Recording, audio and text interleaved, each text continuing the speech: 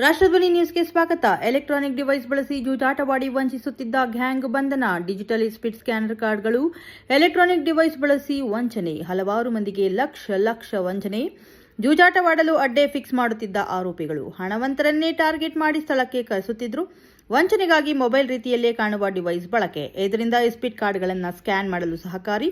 ಯಾವ ಕಾರ್ಡ್ ಅಂದರ್ ಆಗುತ್ತೆ, ಯಾವ ಕಾರ್ಡ್ ಬಾಹರ್ ಆಗುತ್ತೆ ಅಂತ ಮೊದಲೇ ತಿಳಿಯುತ್ತಿದ್ದ ಆರೋಪಿಗಳು.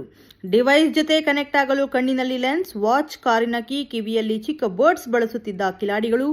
ಸ್ಪೀಡ್ ಆಟ ಆರಂಭಕ್ಕೂ ಮುನ್ನ ಯಾವುದಾದ್ರೂ ಒಂದನ್ನ ಕಾರ್ಡ್ಗೆ ಕನೆಕ್ಟ್ ಮಾಡಿಕೊಳ್ಳುತ್ತಿದ್ದ ಆರೋಪಿಗಳು. ಎದುರಿಗೆ ಕೂತು ಜೂಜಾಡುವವರ ಗಮನಕ್ಕೂ ಬಾರದೆ ಗೇಮ್. ಮೊದಲ 2 ಆಟ ಸೋತು ಎದುರಾಳಿಯನ್ನ ನಂಬಿಸುತ್ತಿದ್ರು. ನಂತರ ಡಿವೈಸ್ ಸಹಾಯದಿಂದ ನಿರಂತರವಾಗಿ ಹಣ ಗೆಲ್ಲುತ್ತಿದ್ದ ಆರೋಪಿಗಳು. ಇದೇ ರೀತಿ ಸಾಕಷ್ಟು ಮಂದಿಗೆ ಮೋಸ ಮಾಡಿರುವ ಕಿಲಾಡಿಗಳು. ಕಾರ್ಯಾಚರಣೆ ನಡೆಸಿ 5 ಆರೋಪಿಗಳ ಬಂಧನ. ಆರೋಪಿಗಳಿಂದ 50 ಲಕ್ಷ ಮೌಲ್ಯದ ಸ್ಕ್ಯಾನರ್, ಎಲೆಕ್ಟ್ರಾನಿಕ್ ಉಪಕರಣ, 1 ಕಾರು, 1 ಆಟೋ, 3 ದ್ವಿಚಕ್ರ ವಾಹನಗಳು, 7 ಮೊಬೈಲ್ ಸೀಸ್. ಸಿಸಿಬಿ ಪೊಲೀಸ್ ಠಾಣೆಯಲ್ಲಿ ಪ್ರಕರಣ ದಾಖಲು. ಕ್ಷಣ ಮಾಹಿತಿಗಾಗಿ ವೀಕ್ಷಿಸಿ ರಾಷ್ಟ್ರಧ್ವನಿ ನ್ಯೂಸ್ ಕನ್ನಡ.